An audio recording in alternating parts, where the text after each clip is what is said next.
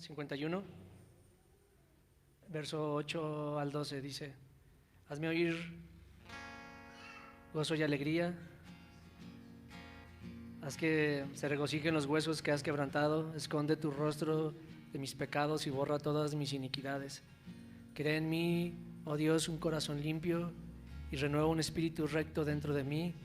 No me eches de tu presencia y no quites de mí tu Santo Espíritu. Restitúyeme el gozo de tu salvación y sosténme con un espíritu de poder. Amén, Dios. Amén, Señor Jesús. En ti está, Señor, el gozo y la alegría. Tú eres el gozo y la alegría de nuestro Dios Jesús. Tú eres Dios Jesucristo. En ti hay plenitud de gozo, precioso Jesús. Te amamos, Señor. Estamos aquí con un corazón dispuesto para bendecirte, Señor. Te rogamos que nos ayudes, Señor. Ayúdanos para poder cantarte. Desata las ligaduras de nuestra lengua para cantarte, Jesús. Nuestro anhelo ferviente es deleitarnos en ti y el que tú te deleites en nosotros, precioso Cristo. Disfrutar de tu presencia anhelamos y el que tú disfrutes de nosotros, precioso Jesús. En el nombre glorioso tuyo te lo pedimos, Jesucristo. Amén.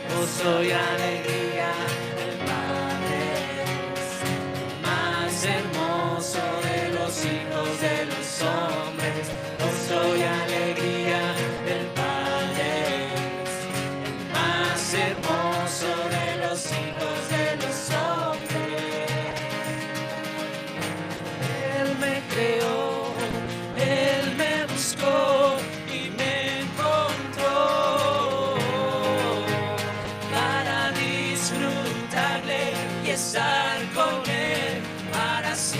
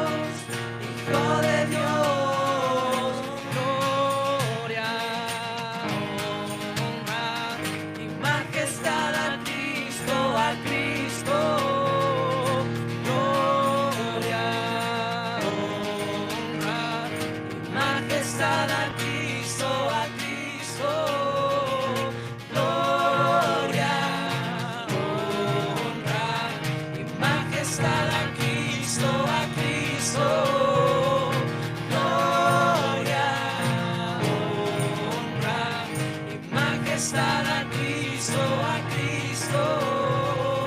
Gloria, honra, majestad a Cristo, a Cristo.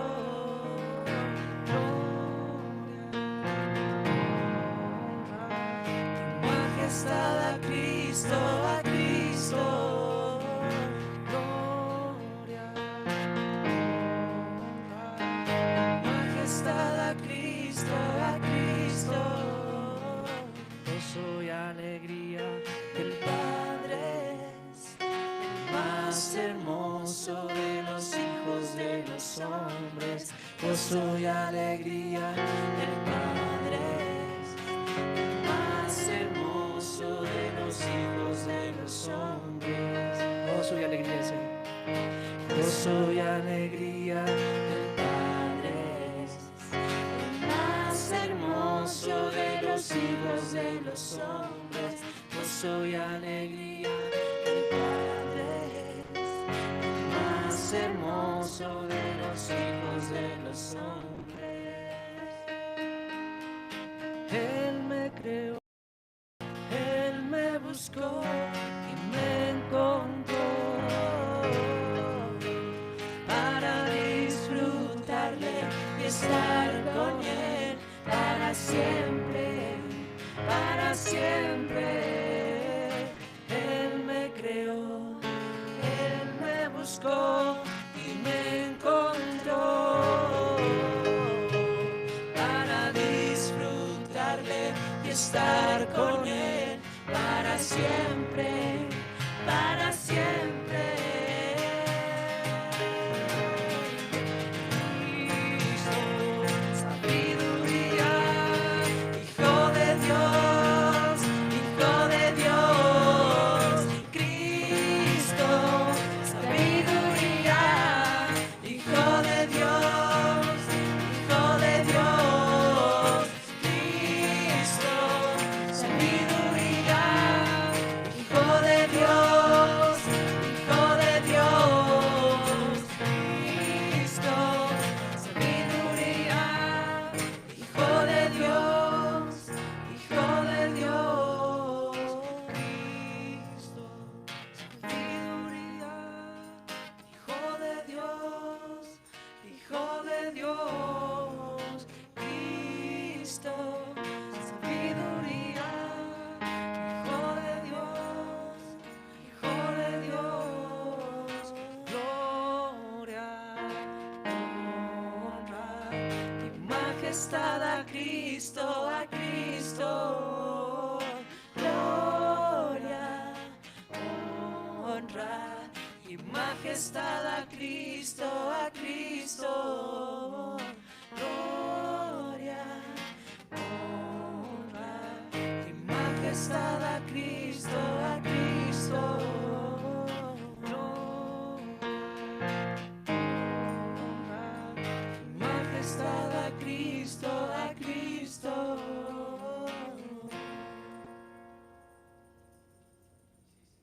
Majestad a Cristo, Señor Jesús. Toda la gloria sea. Te bendecimos, Jesús. Exaltamos, Jesucristo. Tú eres digno, Señor. Te bendecimos, Señor. Bendecimos tu precioso nombre, Señor. Esto fue para lo cual fuimos creados de antemano. Esta es una buena obra para la cual fuimos creados de antemano, Señor. Para glorificarte, para bendecir tu nombre, Jesús.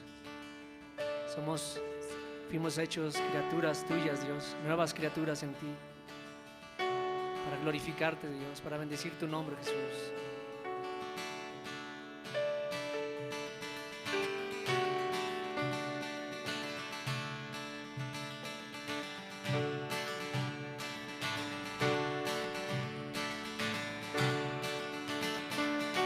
Oh, glorifica a Dios, porque Él es digno de alabar.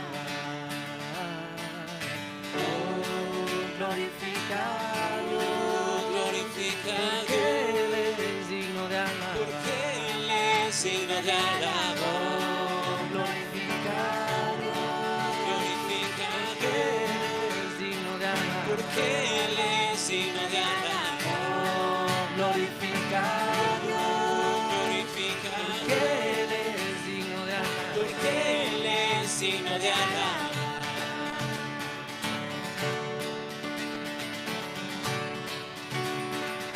Oh, glorifica a Dios, Glorifica a porque Dios, Él es digno de alabar, porque Él es digno de alabar. oh, glorifica a Dios, Glorifica a porque Él es digno de alabar, porque Él es digno de alabar. oh, glorifica a Dios, Glorifica a porque Él es digno de alabar, porque Él es digno de alabar. oh, glorifica a Dios, Glorifica a porque Él es digno de alabar, Él es digno de alabar.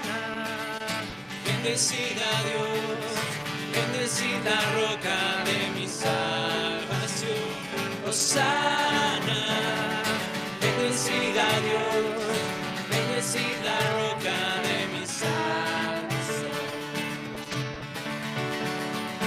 sana, Bendecid a Dios, bendecid la roca de mi salvación. Hosana, bendecid a Dios, bendecid la roca de mi salvación. Hosana, bendecid a Dios, bendecid la roca de mi salvación. Hosana, bendecid a Dios, bendecid la roca de mi salvación. oh, glorifica a Dios, Glorifica, porque Él es digno de alabar, porque Él es digno de alabar. glorifica, Glorifica, porque Él es digno de alabar, porque Él es digno de alabar. glorifica, Glorifica, porque Él es digno de alabar, porque Él es digno de alabar. glorifica a Dios, Glorifica, porque Él es digno de alabar, Él es digno de alabar. sana, Bendecid a Dios, bendecid la roca de mi salvación. Hosana, bendecid a Dios, bendecid la roca de mi salvación. Hosana, bendecid a Dios, bendecid la roca de mi salvación. Hosana, bendecid a Dios, bendecid la roca de mi salvación. Sana, bendecid a Dios, bendecid la roca de mi salvación. Hosana, bendecid a Dios, bendecid la roca de mi salvación. Hosana, bendecid a Dios, bendecid la roca de mi salvación. Hosana, bendecid a Dios, bendecid la roca de mi salvación.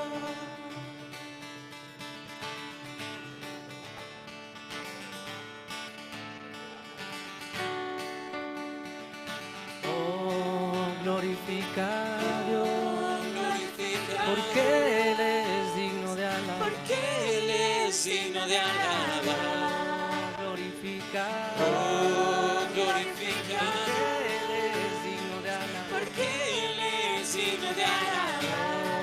glorifica, Glorifica, porque Él es digno de alabar, porque Él es digno de alabar. glorifica, Glorifica, porque Él es digno de alabar, porque Él es digno de alabar. sana,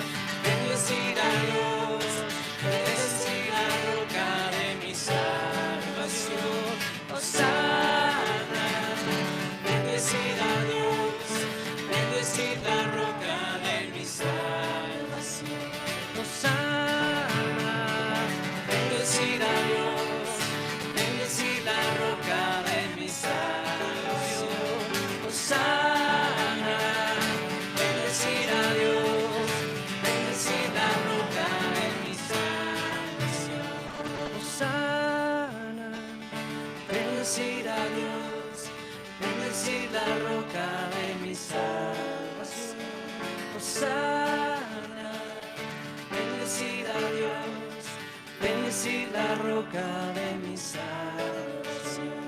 Hosana, bendecid a Dios, bendecid la roca de mi salvación. Hosana, bendecid a Dios, bendecid la roca de mi salvación.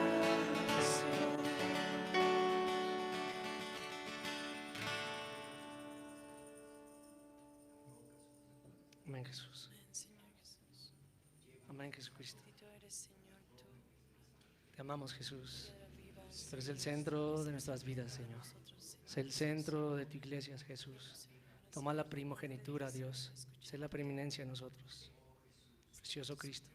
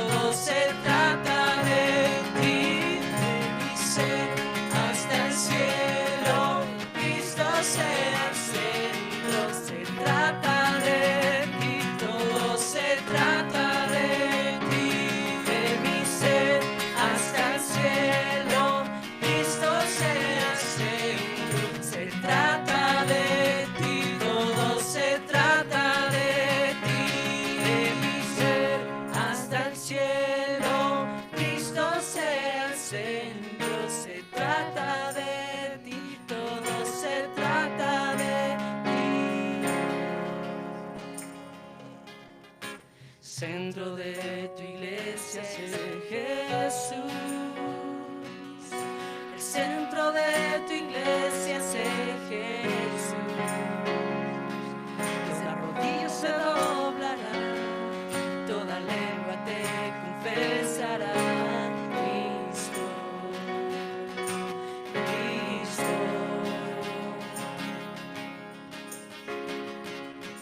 El centro de tu iglesia es Jesús.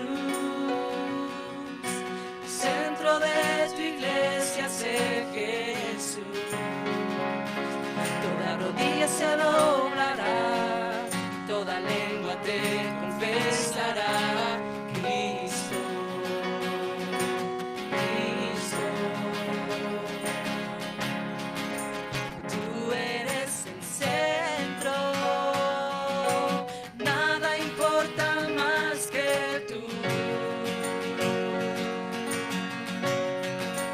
Todo el universo gira en pos de ti, Jesús, de ti, Jesús.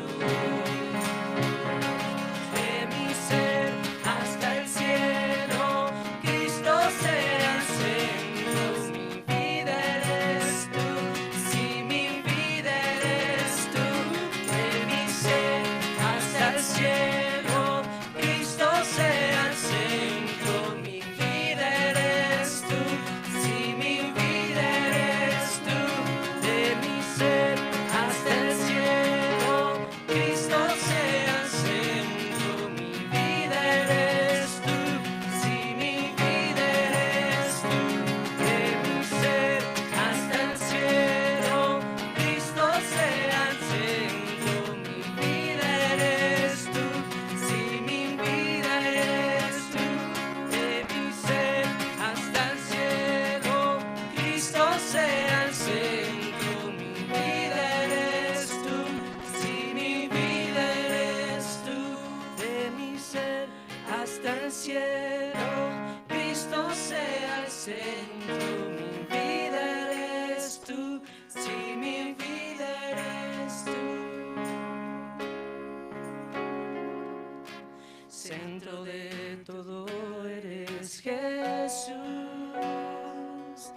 El centro de todo eres Jesús. Desde el principio y hasta el fin, tú has sido y siempre serás Cristo, Cristo.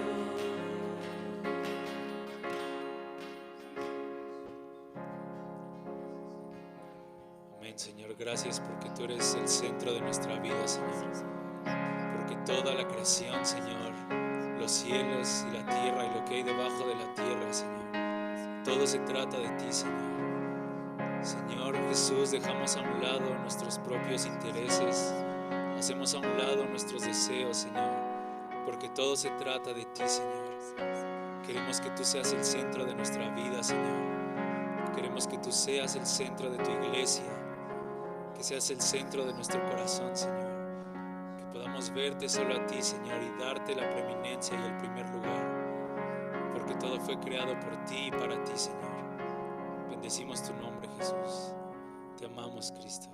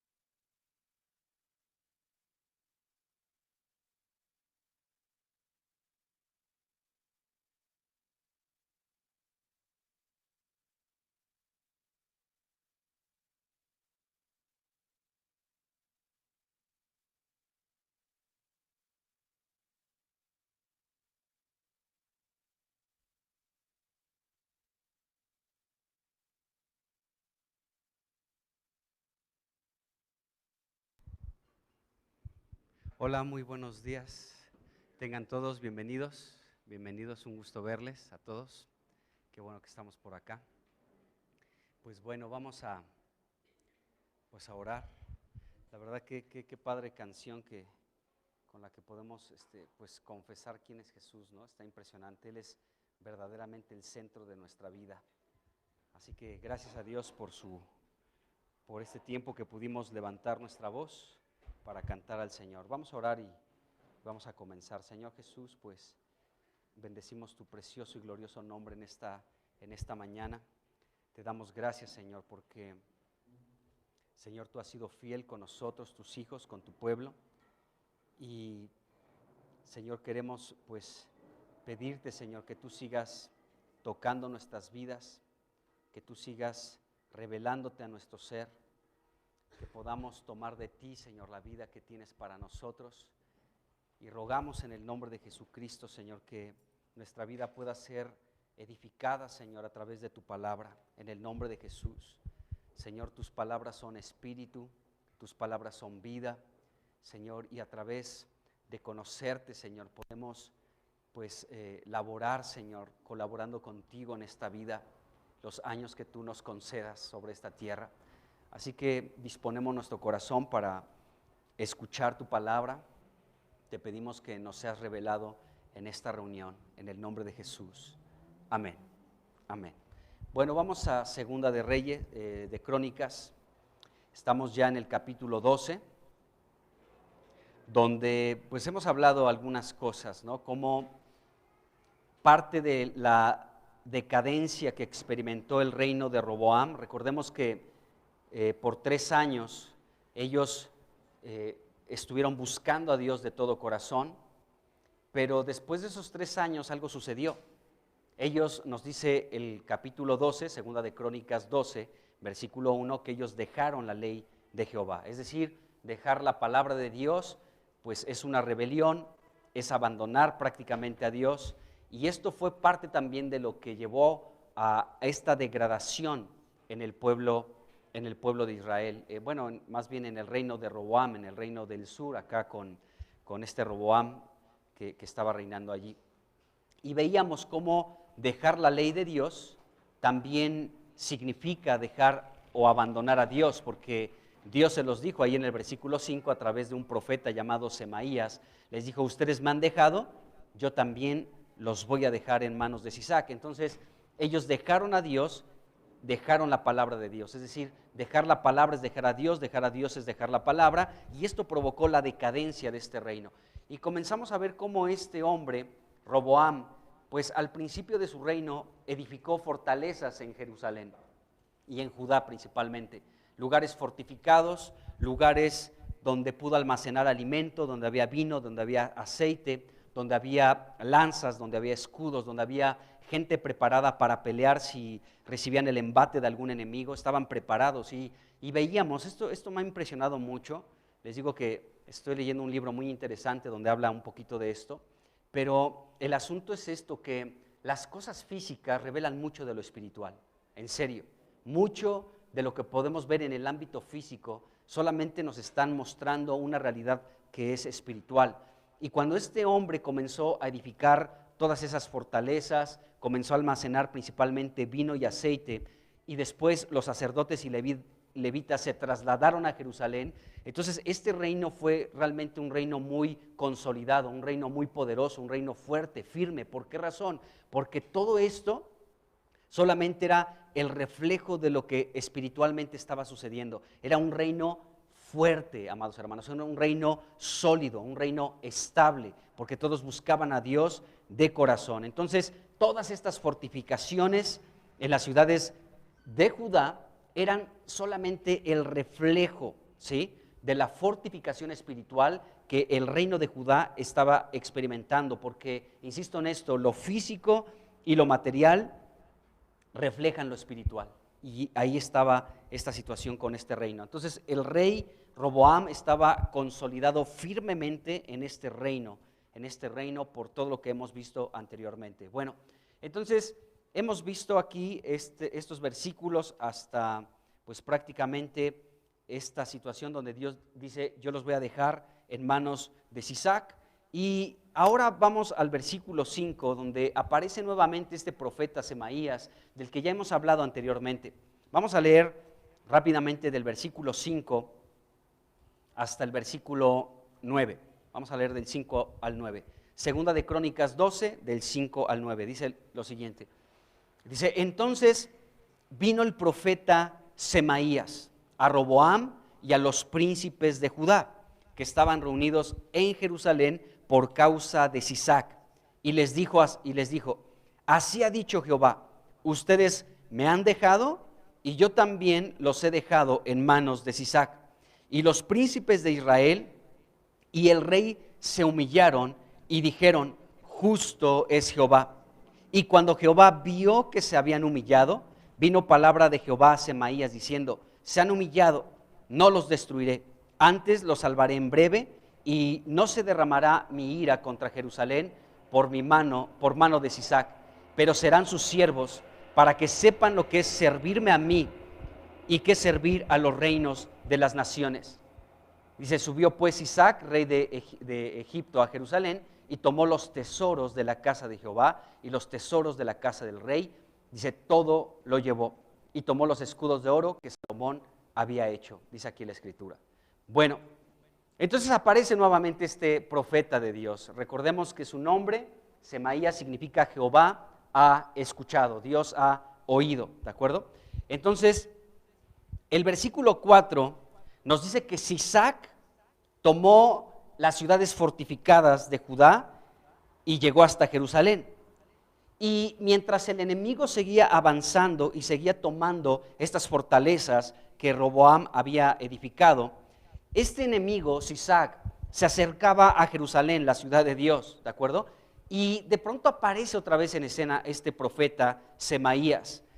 Y vemos que es interesante porque otra vez Dios habla con este hombre. Ahí lo podemos ver en el versículo 5, ¿no? Dios le dice esto a este profeta. Le dice, Israel, Roboam, los príncipes y todo el pueblo de Judá, el reino de Judá, me han dejado. Así que yo los voy a dejar en manos de Sisac, el rey de Egipto. Entonces, esto Dios se lo comunica a este profeta. Entonces, este hombre, este Semaías, pues lógicamente que habla con estos reyes, con este rey Roboam, con los príncipes, habla con ellos, principalmente con ellos. Y entonces dice la Biblia en el versículo 6 que ellos se humillaron y dijeron, justo es Jehová. Qué tremendo, hermanos. De verdad que este profeta me impresiona porque este profeta dirigió a este rey y a estos príncipes, es decir, los que tenían lugares de gobierno dentro del reino de Roboam, ¿sí? Este hombre con este mensaje de parte de Dios llevó a estos que se estaban rebelando en contra de Dios, los llevó a un sincero arrepentimiento. Se humillaron, dice la Escritura, y dijeron, justo es Jehová. Esto nos indica que este pueblo fue llevado al arrepentimiento.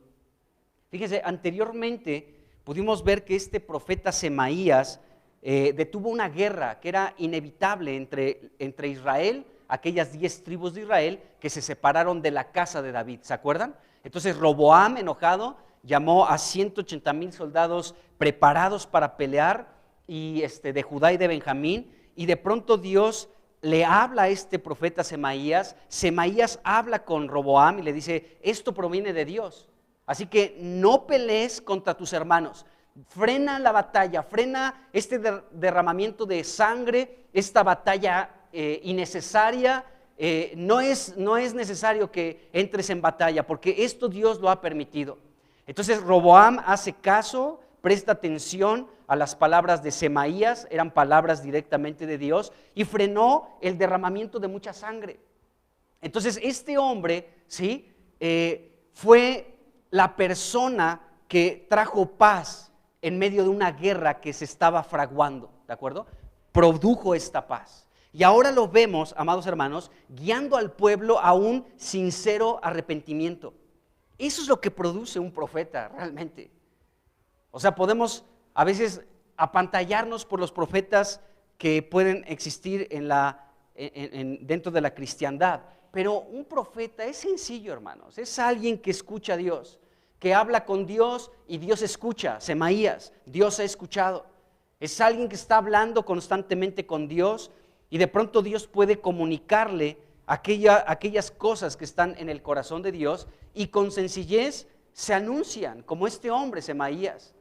Él detuvo primero una guerra y produjo la paz. Qué interesante fue eso. Pero ahora vemos, amados hermanos, en un tiempo donde Judá se estaba degradando, nuevamente su participación, y con estas palabras que provenían de parte de Dios, este pueblo, ¿sí?, fue conducido al arrepentimiento. Qué interesante. Se arrepintieron. Se arrepintieron. Dice aquí que se humillaron y dijeron, justo es Jehová. Entonces, los príncipes de Israel y el rey, dice la Biblia en el versículo 6, se humillaron y dijeron, justo es Jehová. Entonces, vemos aquí este mensaje nuevamente de este profeta y llevó precisamente a este pueblo, a estos príncipes, a humillarse delante de Dios. Bueno, entonces este pueblo estaba experimentando un quebrantamiento, o sea, se estaban humillando delante de Dios, estaban en sus corazones quebrantados. Era como cuando David pecaba, ¿se acuerdan? David pecaba y de pronto tenía un corazón contrito, un espíritu humillado. Es lo que estaba experimentando este pueblo a través de las palabras de este profeta Semaías. ¡Qué increíble! Este pueblo estaba humillándose, es decir, estaban experimentando un corazón quebrantado, un espíritu humillado como aquel que tuvo David en su momento. Este pueblo se estaba quebrantando delante de Dios. Entonces, en respuesta a este quebrantamiento, en respuesta a esta humildad, que se estaban humillando delante de Dios, los príncipes y el rey, Dios permitió que Jerusalén permaneciera, o sea, no la entregó completamente en manos de Sisac. Sí lo entregó, pero como parte de una pequeña disciplina, pero solamente como siervos de Sisac, ¿sí?, el rey de Egipto, pero no los destruyó como Dios tenía esa intención de destruirlos. Entonces, fíjense lo que provoca cuando nosotros nos humillamos delante de Dios. Lo mismo sucede con nosotros, porque nosotros debemos reconocer que pecamos contra Dios, pero ¿qué sucede cuando nosotros con un corazón contrito y humillado vamos delante de Dios y nos arrepentimos? Nos humillamos delante de Dios, experimentamos un quebrantamiento en nuestro corazón, en nuestro espíritu, y reconocemos que Dios es justo. Este pueblo estaba quebrantado, estaba humillándose. La palabra humillar en este versículo, en este capítulo 12, lo encontramos 4 veces. En el versículo 6, ahí está una vez, se humillaron. Después en el versículo 7 aparece la palabra humillar 2 ocasiones, y en el versículo 12 aparece otra vez. Y esta palabra significa doblar la rodilla, es decir, ellos estaban doblegados, estaban abatidos, amados hermanos. Ellos prácticamente estaban desarmados delante de Dios. Ellos pudieron ver su pecado. Es verdad, hemos pecado contra Dios, hemos abandonado a Dios, le estamos dando la espalda a Dios. Así que ellos estaban abatidos, estaban doblegados, estaban como desarmados delante de Dios, reconociendo que Dios es justo y que ellos estaban pecando delante de Dios. Estaban verdaderamente experimentando un quebrantamiento en su corazón y en su espíritu, estos príncipes y este rey. Entonces, esto es interesante porque fíjense, este pueblo se humilló delante de Dios, es decir, ellos inmediatamente se quebrantaron delante de Dios ante esto que Dios les iba a imponer, el ser entregados en manos de Sisac, este rey de Egipto. Entonces, cuando este pueblo se humilla, Dios ya le había dicho a Salomón desde tiempo antes, cuando edificó el templo, ¿se acuerdan? Ahí en Primera de Reyes 8 y en otros pasajes, como cuando Dios se le aparece por segunda vez a Salomón, Dios le dijo algo a Salomón en relación a humillarse delante de él, delante de Dios. Vamos a un pasaje que está en Segunda de Crónicas también, en el capítulo 7, y vamos a leer del 14 en adelante, porque aquí Dios le estaba haciendo un pacto con Salomón, le estaba diciendo, esto es lo que va a suceder con ustedes si hacen esto y esto más. Vamos a leer estos versículos, Segunda de Crónicas 7, del 14 en adelante, dice, si se humillare mi pueblo, aquí comienza pues con esto que estamos viendo. El pueblo de Judá, el reino de Judá, gobernado por Roboam, vemos que se humilló, ya lo leímos, ¿sí? Segunda de Crónicas 12. Pero aquí en el capítulo 7, versículo 14, se nos dice las palabras que Dios le estaba hablando en su segunda aparición a Salomón, cuando edificó ese templo. Si se humillare mi pueblo, dice, sobre el cual mi nombre es invocado, y oran y buscan mi rostro y se convierten de sus malos caminos, entonces yo oiré desde el cielo y perdonaré sus pecados y sanaré su tierra. Qué increíble versículo. Porque ante la humillación del ser humano delante de Dios, Dios, amados hermanos, de verdad que cambia aún, pues, aquellos juicios, como en este caso, Dios iba a destruir a Jerusalén, pero por causa de que se humillaron, Dios no los destruyó en su ira, sino más bien los sometió a una pequeña disciplina, para que experimenten la diferencia entre servirme a mí y servir a los reinos de las naciones. Voy a dejar que el rey de Egipto sea quien ahora los gobierne, para que noten la diferencia. ¿Qué es mejor, servirme a mí o servir a los reinos de la tierra? Así que los voy a dejar en manos de Sisac, rey de Egipto. ¿De acuerdo? Entonces Dios no los destruyó, pero sí los sometió a una disciplina. Dios al que ama, disciplina. Era parte de mostrar su amor. No te destruyo, pero te voy a meter una disciplina. Te voy a dejar en manos de Sisac, un rey diferente a mí. Así que era parte de una disciplina por parte de Dios. Pero aquí vemos la respuesta de Dios cuando el pueblo se humilla. Dice, entonces, si se humillare mi pueblo, que invoca mi nombre, si oran, si buscan mi rostro, si se convierten de sus malos caminos, entonces yo voy a escuchar desde el cielo y voy a perdonar sus pecados y voy a sanar la tierra, dice aquí la Escritura, versículo 15. Ahora estarán abiertos mis ojos y atentos mis oídos a la oración en este lugar. Fíjense lo que sucede. Dios está viendo, Dios todo el tiempo está esperando que nosotros podamos humillarnos delante de Él. Por eso sus ojos también están abiertos. Porque dice, allí hay una persona que se está humillando delante de mí y Dios está atento todo el tiempo con sus ojos abiertos, escuchando la oración de aquella persona. Acabamos de leer en estos días en Lucas, ¿se acuerdan? La parábola del fariseo, de la oración del fariseo y del publicano. Dios estaba atendiendo, escuchando las dos oraciones, pero una, pues era una oración extraña, orando uno para sí mismo, ¿no? Te doy gracias porque soy lo máximo, porque soy a todo dar, soy de 10 al diseño, oraba el publicano, el fariseo. Pero el publicano ni siquiera levantaba sus ojos al cielo, se golpeaba el pecho y decía, sé propicio a mí que soy un pecador. Entonces uno fue aprobado y el otro reprobado. Dos oraciones en las que Jesucristo está hablando esa parábola, pero aún nos enseña cómo Dios está atento a nuestra oración.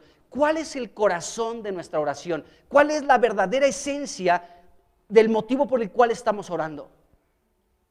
Uno oraba para justificarse a sí mismo, el otro no tenía cara para levantar su rostro al cielo. Y Dios aprobó la oración de ese publicano y reprobó la oración del fariseo.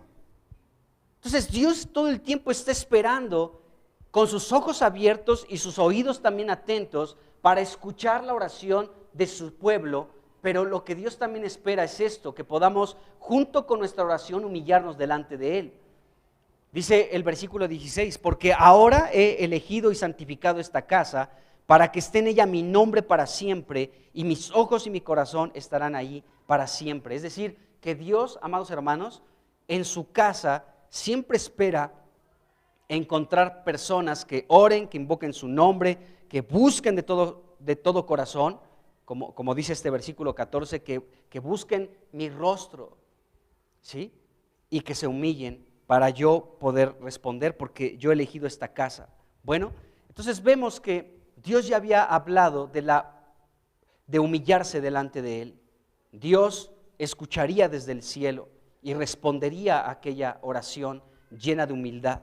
Bueno, entonces vemos esta situación. Ahora regresemos a 2 de Crónicas 12 y vamos a leer el versículo 6. Dice el versículo 6, dice, y los príncipes de Israel y el rey, dice, se humillaron y dijeron, justo es Jehová. Esta declaración de Dios como justo no es cualquier declaración, ¿eh? O sea, aquí este pueblo estaba diciendo algo muy, muy grande y lo vamos a ver ahorita. Pero bueno, se humillaron los príncipes y el rey y dijeron, justo es Jehová. La palabra justo tiene que ver con Dios y con Cristo. O sea, cuando leemos la palabra justo o justicia o verdad o rectitud o derecho o quien hace justicia, se nos está hablando de nuestro Dios y de Cristo, porque realmente en el universo, tanto Dios como Cristo, que son uno, ¿de acuerdo? Es quien realmente puede hacer justicia. ¿Por qué? Porque Él es justo. Aquí dijeron, Jehová es justo. O sea, Él es justo. La esencia de Dios, podemos ver que Él es la verdad, que Él es la vida, que Él es muchas cosas, el agua viva, en fin.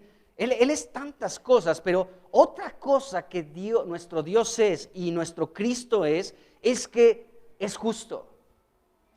Él es justo. Entonces, la palabra justicia tiene que ver con rectitud, tiene que ver con la verdad. Cristo dijo, yo soy la verdad. Él es recto, Él es la verdad. Y la justicia tiene que ver con lo derecho. O sea, ¿qué es algo derecho? Pues lo entendemos, es algo que no está para arriba y para abajo y de pronto se da la vuelta y ya no vemos para dónde va. Algo derecho es algo recto, ¿no? Y la rectitud tiene que ver con Cristo. El derecho tiene que ver con Cristo, la verdad, la honestidad, el no doblegarse, eso tiene que ver con la justicia y bueno, con esta palabra justo y Jesucristo es justo, Él es recto, Él es derecho, ¿de acuerdo? Él, por tal motivo, tanto Dios y Cristo pueden hacer derecho, porque ellos son el derecho y la justicia, y Él es justo. Entonces, quien pueda hacer justicia es alguien que es justo. Y nuestro Dios es justo, por eso Él puede hacer justicia, ¿de acuerdo? O puede, pues sí, ejercer justamente la justicia porque Él es justo. Espero que no los esté enredando. La idea es esto, ellos se humillaron y dijeron, justo es Jehová. ¿Por qué? Porque es verdad.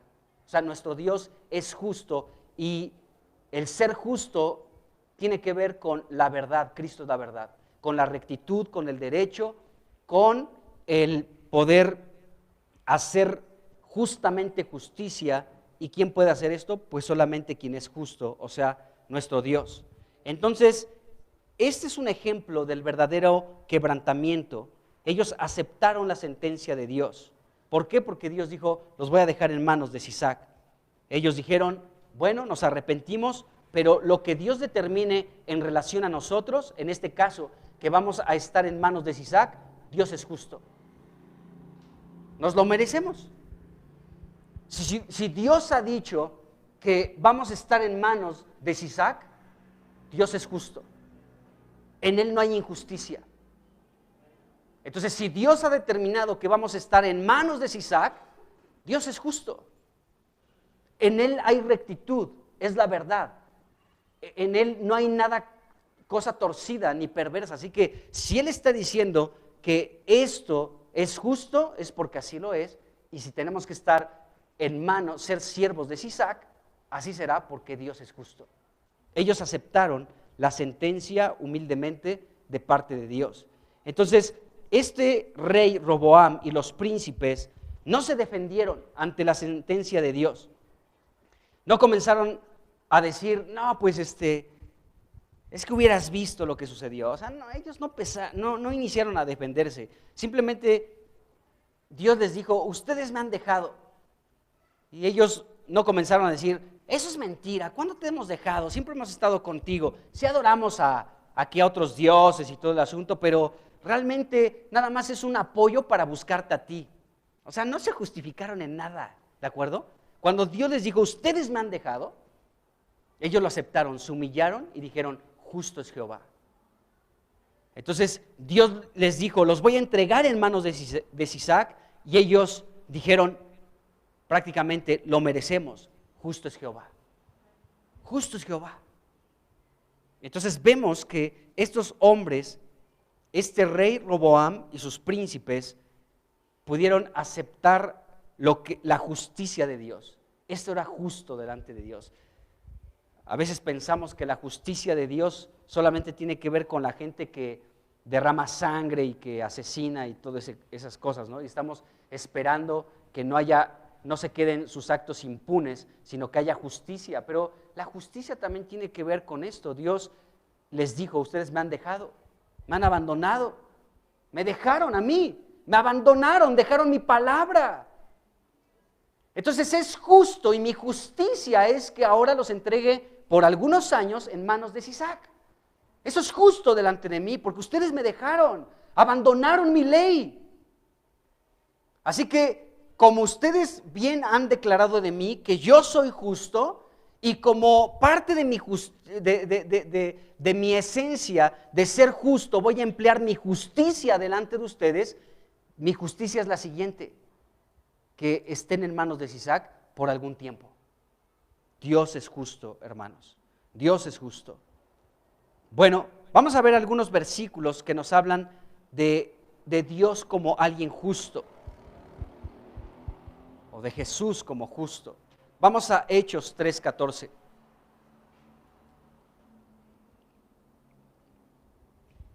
Hechos 3:14 dice lo siguiente. Dice, son palabras de Pedro a todos aquellos que estaban, a los judíos y etcétera. Dice, mas ustedes negaron al santo y al justo. Ese es nuestro Señor Jesucristo, Él es justo. Entonces lo que dijo Roboam y los príncipes no era poca cosa, estaban reconociendo a Cristo, amados hermanos. Él es justo. Qué tremendo. Vamos a Primera de Juan 1:9, rápidamente. Primera de Juan 1:9, y dice acá, dice, si confesamos nuestros pecados, Él es fiel y justo para perdonar nuestros pecados y limpiarnos de toda maldad. Qué tremendo. El pueblo gobernado por Roboam, amados hermanos, estaba practicando este versículo. Estaban ellos en humildad, confesando que eran pecadores, ¿de acuerdo? Pero Dios es fiel y es justo. Y lo justo es que no serían destruidos, pero sí serían disciplinados. Sí comprendemos esto, ¿verdad? O sea, Dios no los borró de la faz de la tierra. No mandó a Sisac para que los matara. ¿De acuerdo? Entonces Dios no los destruyó. De hecho, Dios podía destruirlos sin necesidad de ocupar al gran ejército de Sisac. Dios podía destruirlos, hacer descender fuego del cielo, que se abriera la tierra, o que vinieran serpientes y los mordieran. Podía hacer muchas cosas, pero Dios no quiso destruirlos. ¿De acuerdo? Pero sí necesitaban una disciplina. Entonces, confesamos nuestros pecados y Él es fiel y justo para perdonar nuestros pecados y limpiarnos de nuestra maldad. Vamos al capítulo 2, Primera de Juan 2, versículo 1, y después el 29 del mismo capítulo. Dice, hijitos míos, estas cosas les escribo para que no pequen. Y si alguno hubiere pecado, abogado tenemos para con el Padre a Jesucristo el justo. Nuestro Dios es justo. Nuestro Señor Jesús es justo. Él puede emplear la justicia, el derecho, la rectitud, la verdad, porque Él es justo. Versículo 29, por favor, dice, si saben que Él es justo, ahí está, Él es justo, sepan también que todo el que hace justicia es nacido de Él. Pero aquí dice que Él es justo. Qué tremendo. Vamos a un pasaje más. Primera de Juan, igual, pero vamos al capítulo 3, versículo 7, por favor. Dice, hijitos, nadie los engañe. El que hace justicia es justo como Él es justo. Todos estos versículos nos están mostrando que Jesús es justo. El pueblo, gobernado por Roboam, se humillaron y dijeron, Jehová es justo. Qué impresionante. Bueno, vamos a un pasaje más. Segunda de Timoteo 4:8. Segunda de Timoteo 4:8. Dice acá, por lo demás, me está guardada la corona de justicia. Fíjense quién puede dar coronas de justicia. Dice, la cual me dará el Señor, juez justo. Qué tremendo. Este juez justo es nuestro Señor Jesucristo y Él dará coronas de justicia en aquel día, dice la Escritura. Entonces vemos que Él es el juez justo. Aquí podemos ver que también es un juez, pero este juez es justo. Leímos en estos días también la parábola del juez injusto, ¿se acuerdan? Bueno, Jesús no es un juez injusto, pero habló de esa parábola para que pudiéramos entender que debemos de perseverar sin desmayar en orar. Esa es la idea de esa parábola. O sea, oren de manera insistente. Escuchen esta parábola. En una ciudad había un juez que era injusto, que no temía a hombre ni a Dios. No respetaba a hombre ni tenía temor de Dios. Y también había una viuda, pobre. Y todo el tiempo iba esta mujer a decirle, hazme justicia de mi adversario. Dice, y este juez injusto dijo, para que esta mujer no me sea molesta, le voy a cumplir su petición. Jesucristo dijo, escuchen. Dice, ¿cuánto más no hará Dios a sus escogidos que clamen a Él día y noche? No tardará en hacerles justicia. Entonces nuestro Señor es un juez justo. Y Él, como es un juez justo, puede determinar su justicia, su derecho y su verdad, porque Él es la verdad, porque Él es justo, porque Él es el juez justo. Qué impresionante. Vamos a Apocalipsis, capítulo 16. Y vamos a leer del 5 al 7, porque aquí también se nos habla la Escritura de esto. Dice, y oí al ángel de las aguas. Fíjense cómo oye un ángel de las aguas, es interesante eso, que decía, justo eres tú, ¿de acuerdo? Justo eres tú, oh Señor, el que eres y que eras el santo, porque has juzgado estas cosas. Dice, por cuanto derramaron la sangre de los santos y de los profetas, también tú les has dado a beber sangre, pues lo merecen. Dice, también oí a otro que desde el altar decía, ciertamente, Señor Dios Todopoderoso, tus juicios son verdaderos y justos. Aquí podemos ver que este juez que es justo, este Señor que es justo, ¿sí? puede ejecutar juicios que son verdaderos y que son justos. Aquí dice, tus juicios son verdaderos y justos. ¿De acuerdo?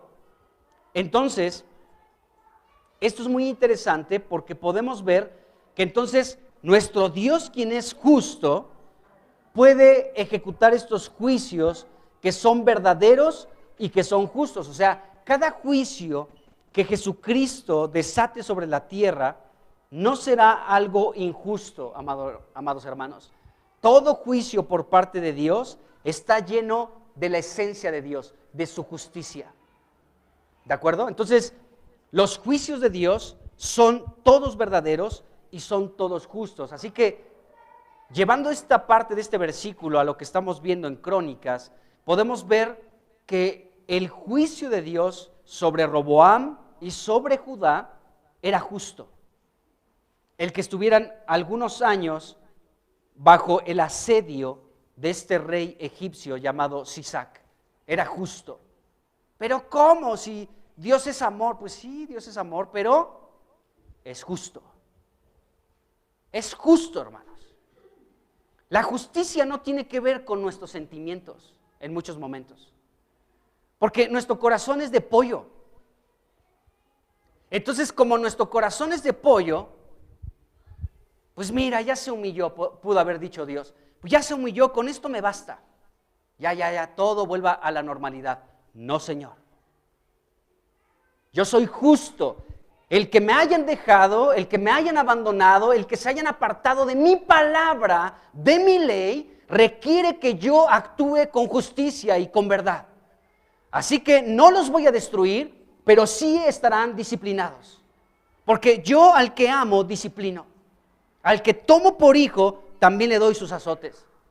Así que nada de solamente ver que ya se humillaron y es suficiente. No, porque esto negaría que soy justo, negaría mi derecho, negaría mi verdad, negaría quién soy yo, negaría mi esencia. Así que sí veo su humildad, que se han humillado, que se han quebrantado de corazón, lo acepto, me agrada, me conmueve, puede decir Dios, pero sí requieres disciplina.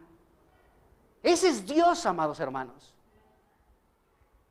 Porque podemos entonces decir, pues Dios ya con el hecho de que se hubieran humillado sería suficiente, pero Dios dice no. O sea, gracias, qué bueno, esto da entrada para restaurar muchas cosas. Qué bueno que se humillaron, que se quebrantaron de corazón, porque me han abandonado, porque dejaron mi palabra, pero no puedo dejar así las cosas. Se requiere de disciplina. Qué tremendo. Dios es así, amados hermanos. Este es nuestro Dios. Este es el Dios que nos presenta la Escritura. Qué increíble, ¿no? Bueno, tal vez puedes decir, pues no. Me gusta la parte de que se humillaron, que nos humillemos y que Dios no nos destruya, pero no me gusta la parte de la justicia de Dios, de la rectitud de Dios, de la verdad de Dios, del derecho de Dios, de aquel que puede ejecutar justicia porque es justo, nuestro Dios. Bueno, entonces dice Apocalipsis 16:7, la última parte, tus juicios son verdaderos y justos. Qué tremendo. Bueno, vamos a Apocalipsis 19, versículo 2. Dice, porque sus juicios, otra vez, porque sus juicios son verdaderos y justos. Pues has juzgado a la gran ramera, etcétera. Pero la primera parte de este versículo nos indica cómo los juicios de Dios son verdaderos porque Él es verdadero y son justos porque Él es justo. Qué impresionante. Bueno, entonces podemos ver que estos versículos nos declaran de cómo nuestro Dios y nuestro Cristo es alguien justo. ¿De acuerdo? Ahora, no solamente es justo, vemos que estos versículos nos indican que Él emplea su justicia con verdad, ¿de acuerdo? Ahora, Dios cuando ocupa sus juicios, que son verdaderos, ¿de acuerdo? Siempre demuestra que en Él no hay injusticia. O sea, Dios es justo, en Él no hay nada de injusticia. Vamos a leer algunos versículos donde se nos indica que en Dios no hay nada injusto, porque podemos, insisto, calificar de la siguiente manera. Es que el juicio de Dios es muy severo, pero nosotros como pueblo de Dios, como verdaderos hijos de Dios, debemos de saber lo siguiente: en Dios no hay injusticia. Es que los juicios que leemos en Apocalipsis, qué severos son, qué rudos son. Lo que dice Jeremías, lo que dice Isaías, lo que dice Habacuc, lo que dicen los profetas en relación a los acontecimientos de los finales de los tiempos, en relación a los juicios de Dios, qué severos, qué duros son. Pero Dios no es injusto, ¿de acuerdo? Entonces vamos a leer algunos versículos que nos hablan de cómo Dios no es injusto, en Él no hay injusticia. Salmos 92, versículo 15. Salmos 92, versículo 15, dice lo siguiente. Dice, para anunciar que Jehová mi fortaleza es recto, dice, y que en Él no hay injusticia. En nuestro Dios no hay injusticia. Dios jamás comete ninguna injusticia. Podemos decir, es que esto es injusto, Dios. Corrección, en Él no hay injusticia. Pero es que esto sí, de verdad no me lo merezco, es súper injusto. No, en Dios no hay injusticia. Más bien, podemos aprender de Roboam y de su pueblo que cuando Dios sentenció una disciplina, en Dios no existió ninguna injusticia, y podemos aprender de Roboam y de los príncipes. Humillarnos y decir, eres justo. Eres justo. En esto que tú estás determinando, eres justo. Bueno, en Dios no hay ninguna injusticia. Él no comete ninguna injusticia. Juan capítulo 7, versículo 18, por favor. Son palabras de Cristo. Y dice aquí, dice, el que habla por su propia cuenta, su propia gloria busca, pero el que busca la gloria del que lo envió, este es verdadero, ¿sí? Dice, y no hay en él injusticia. No hay injusticia porque es verdadero, o sea, él es justo, ¿sí? Y no hay injusticia en él. Entonces, aquí Jesucristo está hablando, hay personas que pueden enseñar sus propias ideas para buscar honrarse a sí mismo, y busca su propia gloria. Dice, pero el que habla las palabras que le indicaron, que le mandaron, en este caso soy yo, decía Jesucristo, ese es verdadero y en él no hay injusticia. Es decir, lo que yo estoy hablando proviene del Padre. El Padre me ha dicho que hable estas cosas, yo las hablo y las hablo porque soy verdadero y porque en mí no hay injusticia. Bueno, Romanos 3:5. Romanos capítulo 3, versículo 5 y luego el 6 también. Dice, y si nuestra injusticia hace resaltar la justicia de Dios, dice, ¿qué diremos? ¿Será injusto Dios que da castigo? Dice, hablo como hombre, entre paréntesis. Y versículo 6, Pablo mismo contesta, dice, en ninguna manera. De otro modo, ¿cómo juzgaría Dios al mundo? Fíjense qué interesantes palabras del apóstol Pablo, porque está hablando de la injusticia y de la justicia. Y dice, ¿cómo nuestra injusticia resalta la justicia de Dios? Eso es interesante. Entonces, cuando hacemos lo que no es justo, o sea, lo injusto, demostramos que Dios es justo. Entonces, Pablo aquí está diciendo, ¿será posible entonces decir que cuando Dios castiga, Dios se está comportando de manera injusta? Y Pablo contesta, dice, de ninguna manera. Dice, más bien, ahí lo que dice entre paréntesis, dice, más bien el pensar que sería injusto si Dios castiga, es la lógica humana, es lo que está diciendo aquí Pablo. Es la lógica humana, es un criterio de sabiduría humana que Dios no castiga a los hombres. Hermano, Dios sí castiga a los hombres, a los seres humanos. Por supuesto que sí los castiga. Dios disciplina aún a sus escogidos, a sus santos, a sus hijos, a sus amados. Dios los disciplina, por supuesto que sí. Pero Pablo dice aquí que se plantea esta pregunta, o sea, cuando Dios castiga, ¿Dios es injusto? Y Pablo dice, hablo como hombre, entre paréntesis, o sea, esto que estoy diciendo es un razonamiento humano, está diciendo Pablo, o sea, Dios no es injusto cuando castiga a alguien. Dios no es injusto y podemos ver, amados hermanos, la historia del pueblo de Israel. Cada vez que este pueblo pecaba en contra de Dios, Dios lo disciplinaba. Ahí está en la Biblia, ahí está en la Escritura. Dios disciplinaba a su pueblo cada vez que se requería. ¿Por qué no hemos de esperar lo mismo tú y yo? Lo que se escribió de Israel solamente es un ejemplo de lo que puede suceder también con nosotros. Entonces Dios también nos disciplina a nosotros. Estoy seguro que tú has experimentado también la disciplina de Dios. Bueno, entonces, fíjense, este versículo es muy importante, hermanos. Estos dos que estamos leyendo de Romanos 3, versículos 5 y 6, porque mucha gente aún dentro de la cristiandad dice, es que Dios no castiga. Dice, nuestro Diosito no castiga, si Él es todo amor. Entonces borremos estos versículos de la Biblia y borremos todo lo que estamos hablando en esta reunión, entonces, porque Dios es injusto cuando castiga, de ninguna manera, dice Pablo, de ninguna manera. ¿Por qué? Porque Dios es justo, ¿de acuerdo? Dios es justo. Bueno, vamos a un versículo más, igual en Romanos capítulo 9, versículo 14. Dice Romanos 9, 14. Dice, ¿qué pues diremos? ¿Que hay injusticia en Dios? En ninguna manera. En Dios no hay injusticia, en ninguna manera. Bueno, regresando a 2 de Crónicas, capítulo 12, versículo 7. El versículo 7, bueno, acuérdense, el 5, versículo 5, Dios habla con Semaías y le dice, me ha dejado este pueblo, yo también los voy a dejar en manos de Sisac. El versículo 6 nos habla que se humillaron y confesaron, justo es Jehová.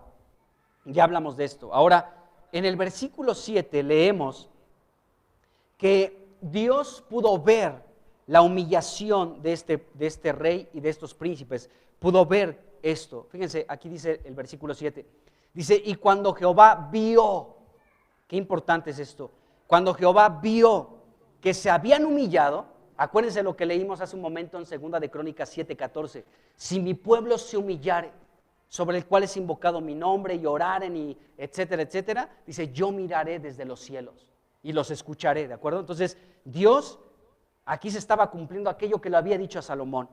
Si mi pueblo se humilla, yo desde el cielo los voy a mirar y los voy a escuchar. Y aquí podemos ver que con claridad el versículo 7 nos dice que Dios vio que se habían humillado. Dios está atento a esta actitud que desea ver en los seres humanos. Cuando una persona se humilla delante de Dios, hermanos, es algo que conmueve a Dios, de verdad. Se los digo, en serio. Entonces, Dios vio que se habían humillado. Bueno, este versículo que dice que Dios vio, amados hermanos, vamos a leerlo todo completo. Dice, y cuando Jehová vio que se habían humillado, dice, vino palabra de Jehová a Semaías diciendo, se han humillado, no los destruiré, antes los salvaré en breve, y no se derramará mi ira contra Jerusalén por manos de Sisac. ¿De acuerdo? Fíjense, este versículo 7 nos deja ver una emoción que experimentó nuestro Dios. Esto está padrísimo, me gusta, porque aquí podemos ver cómo Dios estaba, este versículo nos deja ver la emoción que Dios estaba experimentando viendo a su pueblo quebrantado y humillado delante de él.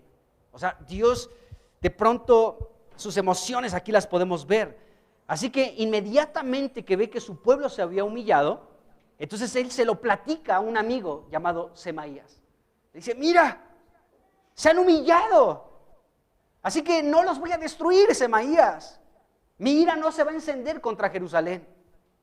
O sea, Dios comienza a comunicarle esto a este profeta con el cual tenía una comunicación así, muy cercana.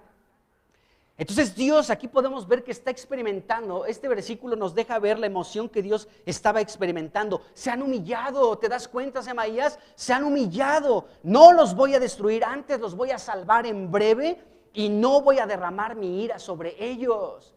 Qué increíble, amados hermanos, porque Dios movemos su corazón cuando nos humillamos de verdad delante de Él. Delante de Él, cuando nos humillamos, es algo que conmueve a Dios, hermanos. Conmueve a Dios cuando alguien se humilla delante de Él. Entonces vemos esto en el versículo 7 y el versículo 8 observamos a Dios actuando con justicia. El versículo 8 nos revela a nuestro Dios, quien es justo, de lo que ya hemos hablado anteriormente, actuando con esta justicia. Dice aquí el versículo 8, pero, o sea, no voy a derramar mi ira sobre Jerusalén, ni los voy a destruir. Pero, dice aquí el versículo 8, pero serán sus siervos, o sea, de Sisac. Dice, para que sepan lo que es servirme a mí y qué es servir a los reinos de las naciones. Esta era la disciplina justa de Dios. Aquí Dios estaba actuando con justicia, amados hermanos, con justicia. Él es justo, Él es recto, Él es verdadero, en Él existe el derecho y la verdad. Así que Dios, amados hermanos, estaba actuando con justicia y lo podemos ver en este versículo. Dios estaba actuando con justicia. Dios vio que se habían humillado y bueno, decidió no derramar su ira para no destruirlos, pero como Él es justo, Él es recto, verdadero, Él es derecho, permitió que fueran siervos de Sisac. Qué tremendo, hermanos. Entonces, estamos viendo algo de Dios que ahí está en la Escritura. Nuestro Dios actúa así. Podemos decir que a veces nuestros pecados quedan como impunes delante de Dios y Dios dice, no, si tu pecado requiere disciplina, te voy a disciplinar. Recordemos el caso de David. David pecó, ya hablamos muchísimo de eso. David pecó y aunque el Salmo 51, ¿sí es el 51? Donde él dice que se humilló delante de Dios y con un corazón contrito y humillado, aún así Dios lo sometió a una disciplina fuertísima a David. ¿Se acuerdan? ¿Se acuerdan cuál fue la disciplina? Ajá, ¿sí, Lupita? Se murió su hijo, el primero que nació con Betsabé. Se murió su primer hijo. Número 2, lo que tú, David, hiciste en oculto, ¿sí? Lo van a hacer con tus mujeres en público. Y número 3, la espada jamás será retirada de tu casa. Y podemos ver que esta situación fue la disciplina de Dios sobre la vida de David por su pecado. Aunque Dios lo perdonó, ¿sí? Dios lo limpió, pero Dios de todas maneras permitió que David fuera disciplinado. Entonces, podemos ver, amados hermanos, que Dios, pues dice Hebreos 12, que al que ama disciplina. Vamos rápidamente allí, Hebreos capítulo 12, rápidamente. Vamos ahí, ya vamos prácticamente terminando.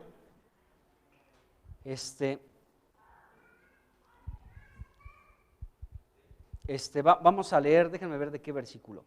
Bueno, desde el 3 vamos a leer.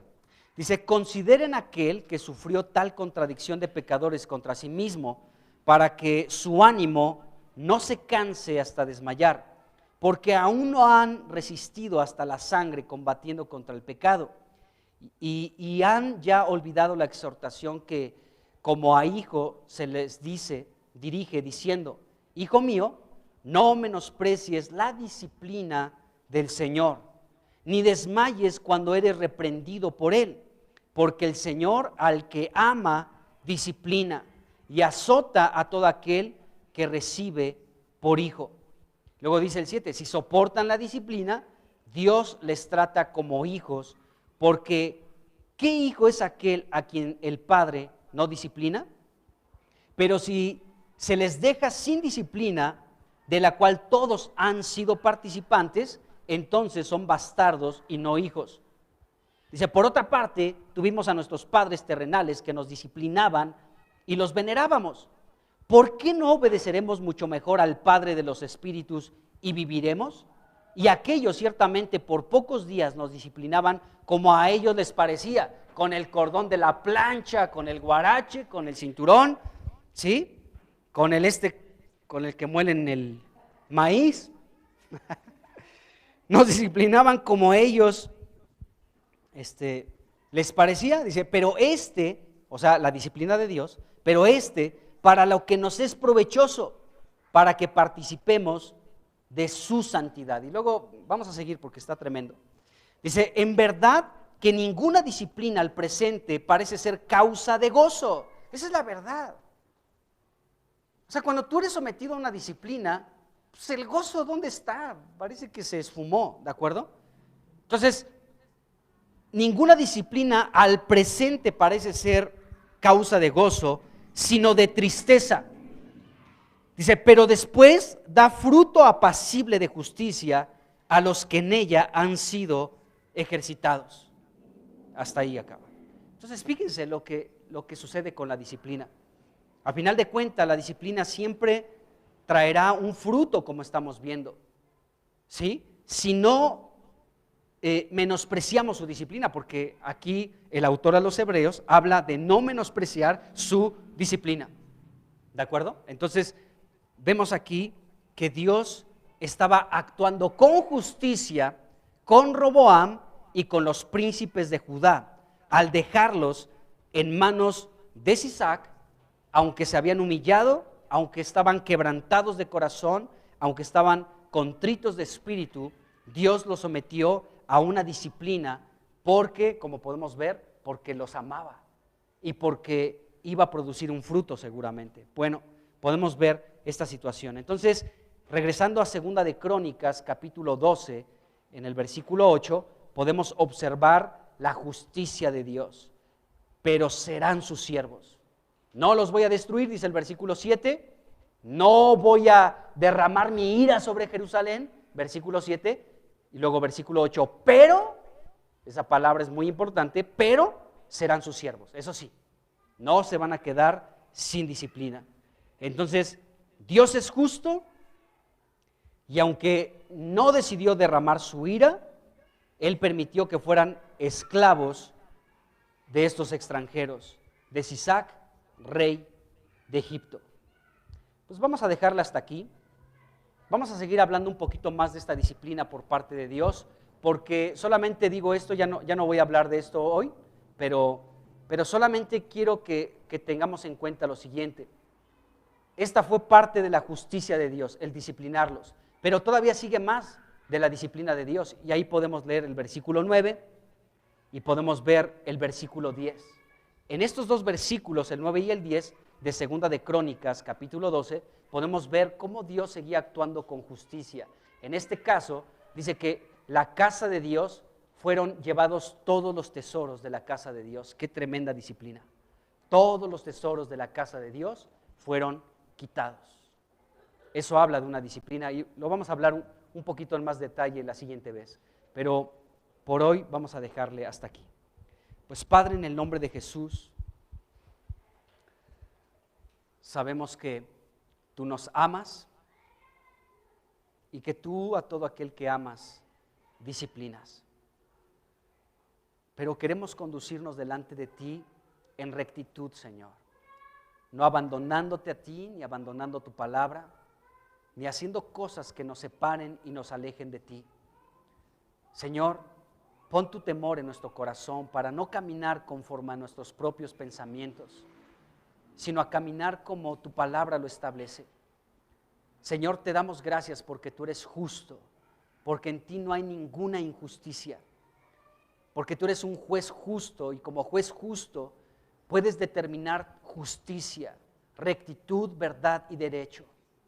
Gracias, Jesús, porque te tenemos de parte nuestra. Tú eres el juez justo y tus juicios son justos y todos verdaderos. Bendecimos tu nombre, Señor, en esta tarde y te damos gracias. Ayúdanos, Señor, a caminar rectamente delante de ti. Límpianos, Señor, y perdona nuestro pecado y perdona nuestra maldad. A ti recurrimos, Señor, porque tú eres nuestro Dios. En el nombre de Jesucristo. Amén. Amén.